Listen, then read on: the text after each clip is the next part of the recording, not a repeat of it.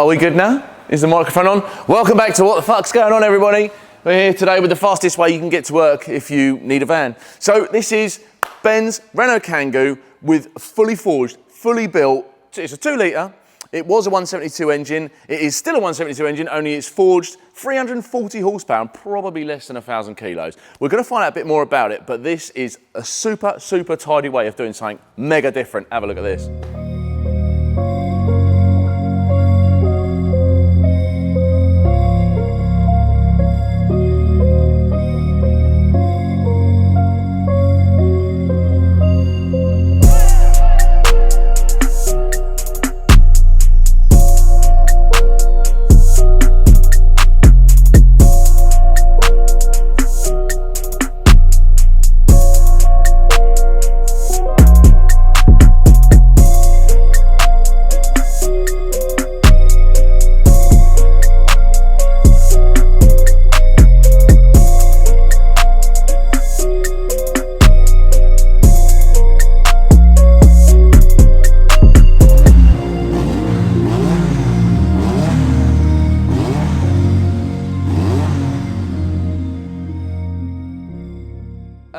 This is Ben. Ben owns the Renault Kangoo. Ben, thanks so much for giving us your time on this. The weather obviously didn't show up for us today, so that's really kicked us in the arse.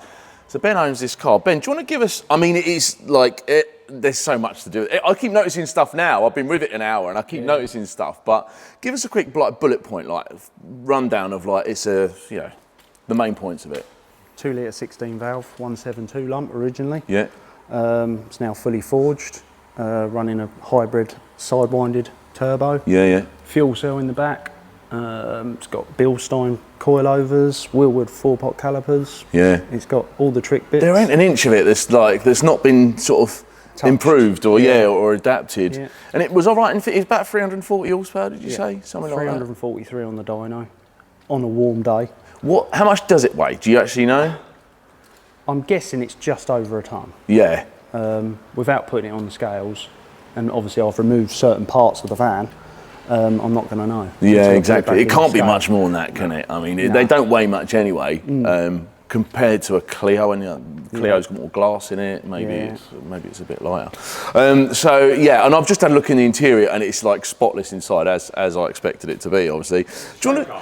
It looks like, well, it is a show car, but did you build it as a show car, or is it like an exercise in? Because it was so nice, I wanted to make it nicer. Yeah, and just for people to enjoy, because obviously I love the car industry. Yeah. So to go and use it as a track toy, it was too nice for that. And because I actually bought it as a daily van. Yeah. So it was running its 230 horsepower. I drove it to work. I was a mobile mechanic, and I put my tools in the back. Oh right, okay. So that's how it started. So you can still use it as a daily car if you wanted to. Every day. Really? Yeah. Clutch is a bit heavy, but that's the consequences of running a hybrid. More power. And I think we did find out what turbo it was. For everyone that's interested, it was a 2867, wasn't it? Yeah. Pulsar 2867, and it makes 340. It's capable of about 400 horsepower, I think you said. Something like that. Do you want to just show us in the engine bay, and we'll have a quick look at what's going on in here? Because when I looked at this earlier, I didn't really know what to expect, and when I came around the front of the van and saw it's got a hood exit exhaust, it contradicts a little bit what you were saying, because like the car is so tidy, isn't it? And everything's got its place. All the Jubilee clips even face the same way and stuff like that. So very well executed. But that was that stuck out for me. I was thinking, it's unusual that he's done that. What made you go for that? I've seen so many Hondas with this sort of setup. Yeah. And I was just like, let's go all out and make it one of one. Yeah.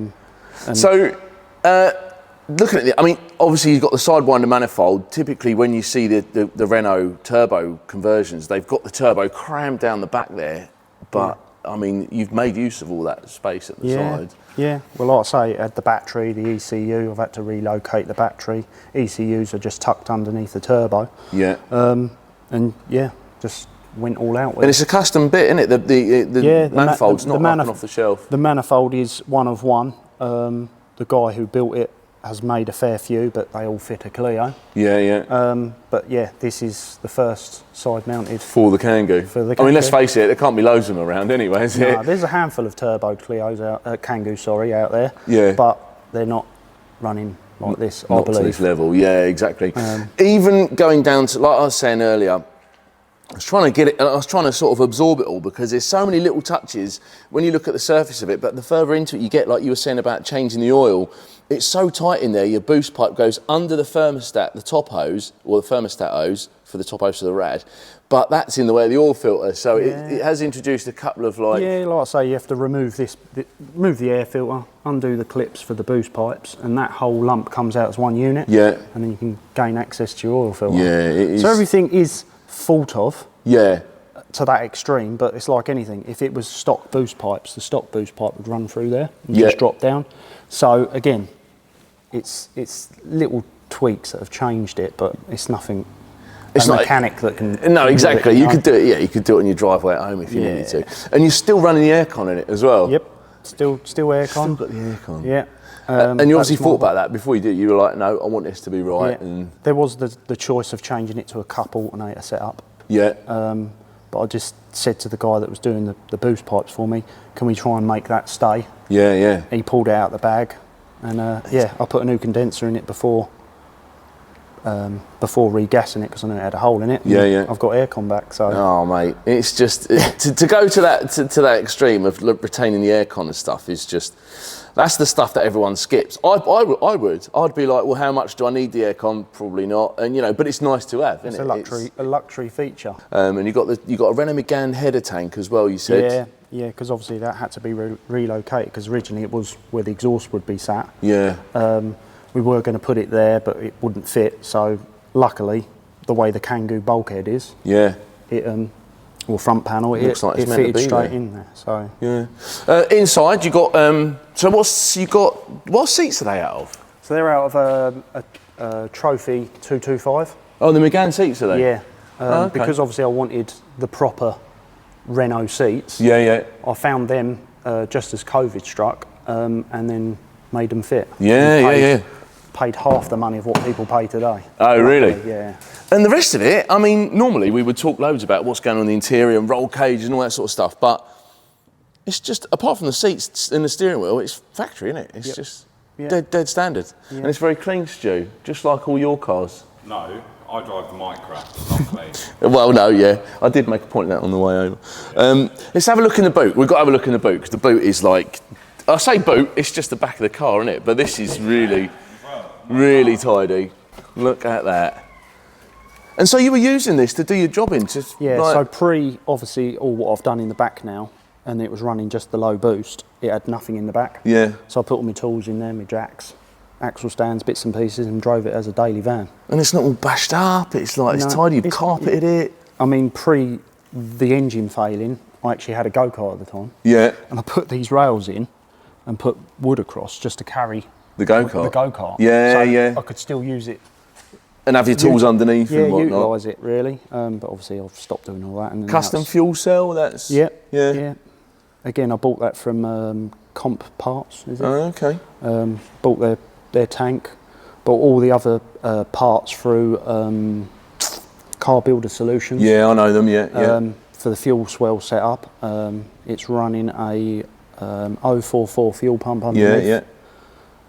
Yeah. That's tidy, mate. It's super clean. And you've even secured, like, look at this, look, even where that's held down, there's something there to stop scratching the wheel. That's real, like, thoughtful stuff. That's not a you thing. It's not a me thing, and that's why I appreciate it, because I love the fact that he's done it and it's thought about. It's tidy and it's really thought about. I mean, yeah, I love it. I think it's fantastic. I suppose we need to go out for a drive and see what it goes like. All Should we do that, Stu? Yes. Let's go.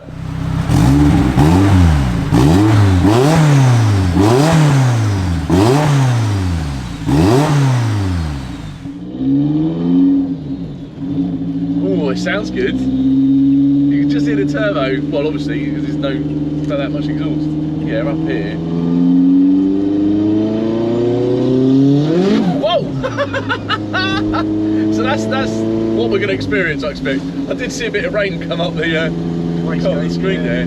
It's pretty urgent, isn't it? Yeah. It comes on really early. That's what I mean. It's literally like, there's no point in holding it because it would just... it's just going to bang the limiter, isn't it?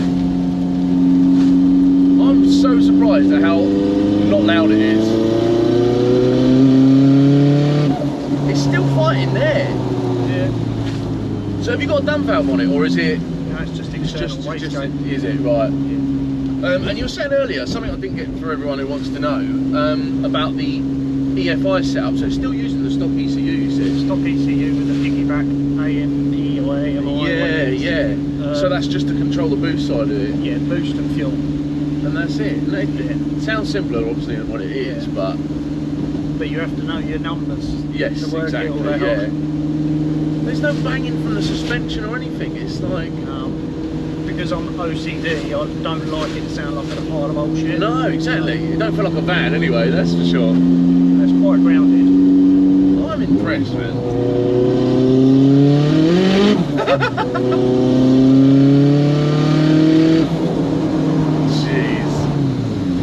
It's such a shame it's raining because you know, it's obviously capable of some real exceptional performance. I think it's probably the term. But as a day, like you said, it's a daily car. Do you get any? It obviously attracts a lot of attention, but the exhaust side of things, does it on the motorway and that? Does it get a bit like it's irritating? Yeah, it can be. Yeah. About 60 mile an hour is enough. Yeah, it's yeah. so noisy. I mean, we're doing 50, but if I come off the throttle, I can make it quieter. But obviously, if you get an incline, you're on it. Press it. So, yeah. I can't say it's I'm going to do a 2-hour drive and it's going to be comfortable. But you could if you had to, like, If there was a show you wanted to get to or whatever, then for everyone who wanted to see this in the drive, the Stu's been on this for how long? Trying to get us together? Over a year. So it's over a year to try and see this car, and the weather's just on the one day. Jesus. What's interesting, you can see where the heat sort of condensates up the screen, and then you're driving obviously, so you don't get to see all of it. But it's like, I remember I worked at Renault when we were selling these, and I remember being in these when they were brand new, and it looks like it's absolutely spotless inside. Yeah. Is any of it new, or is it just as it was? As I bought it. Just been looked after. Yep. Yeah.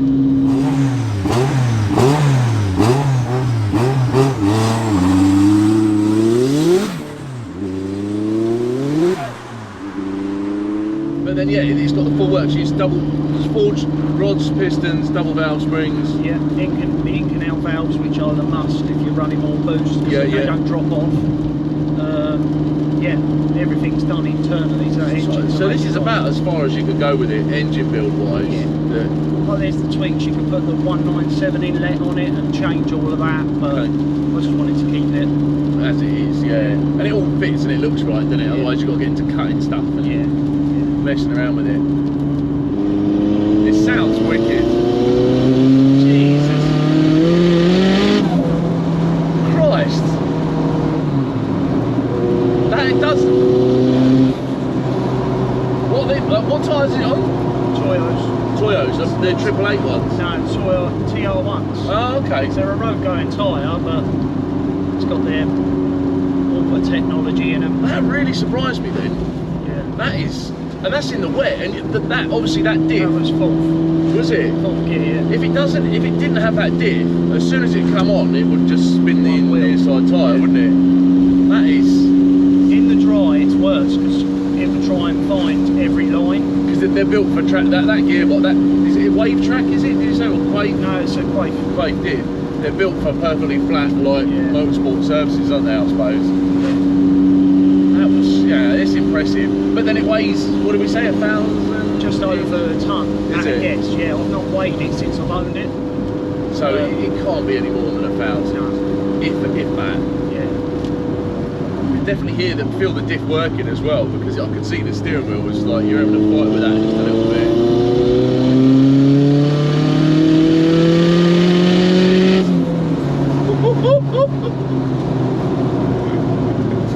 When it's on load, you get that sort of heat haze up there. Yeah. Oh man, I suppose here's one question, right? I always ask people this, but. If there's anything significant that you're going to change about it next, what do you think what would you change if you did change anything? I'm going to do a diesel gearbox conversion. Right, okay. Just to run the gears longer. Yeah. And it just drops the revs off, but also gives you a better, better run of the gearbox as such. So you can do higher speeds more comfortably rather than just being revving them all the time. Yeah. Right. Okay. And there's ideas that I want to put a cage in it. I don't know whether to do full cage, half cage, do all of that. And judging by the way you've done the rest of this car, you're going to want to do it neat. So it's going to have to be in line with. If I had a cage, I'd have to have it basically sat and drop through and do it all properly. Just bang on, and round the hoop round here would have to match all the contour of it. Yeah. It's interesting just seeing you've got all the roof is lined and everything's good as well. Yeah. Man, would you ever sell it? You got a lot of time in it. I have been offered to sell it. Yeah, I bet, yeah. People ain't got a big enough wallet to buy it. No, exactly. They're going to have to really want it to warrant that sort of money. But you're paying for someone's time, aren't you? It's not just a pile of parts at the end of the day.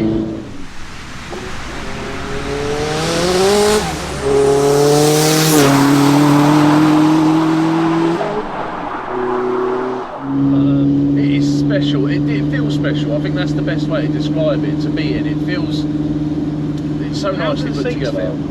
Perfect. That's one of the other things I was going to mention. I got in it and I forgot that we took footage of the seats, and I was just like, yeah, it's quite soft. For a sports seat, they're actually quite soft. Yeah. A lot of the time, the sports seats are really, really firm. Yeah. But it's got plenty of like bolster to it. Yeah. But again, it adds to the like usability of it.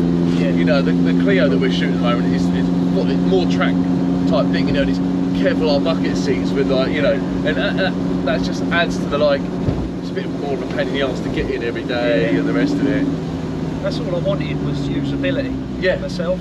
I think you've nailed it, mate, to be honest. And I obviously wanted Renault trophy seats to match the Renault seat. Makes complete sense. And then it's in keeping with the thing, and obviously the seats fit lovely. I mean, they're about where they would have been. Are they any higher, do you think? I think they're slightly higher. Yeah. Because obviously these are actually out of a Meg 225. Right. I'm still running the runners. Oh, okay. And in them 225, the floor pan's stepped. Right. Whereas in a Clio, they're flat. Okay. So I've had to make it fit. So I've had to fabricate all new. But you've still got the slide of like everything works.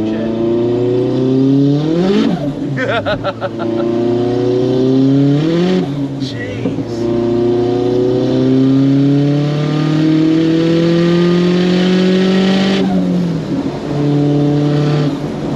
You can feel it. I think the standing water on the road is like, it's fighting that, isn't it, a lot? Considering he's still holding. Yeah, just. Yeah. Like, it feels like it's struggling. It makes some wicked noises out of that exhaust. It gets a few pops and bangs, doesn't it? Like, not in the conventional sense, not a pops and bangs ECU, but and this, I mean, the other thing we talked about was the drivability with the ECU, because a lot of time custom ones can you have a funny cruise or whatever. Yeah, but this is all dialed out, all smooth. Everything. It is. It just seems like a daily car. Yeah. Best of both worlds. Yeah. I've never been in a van. That's it, down here. That feels a bit sketchy like that. I've been in cars that feel like that, but I've never been in a van that feels like that. Of course, that's wicked.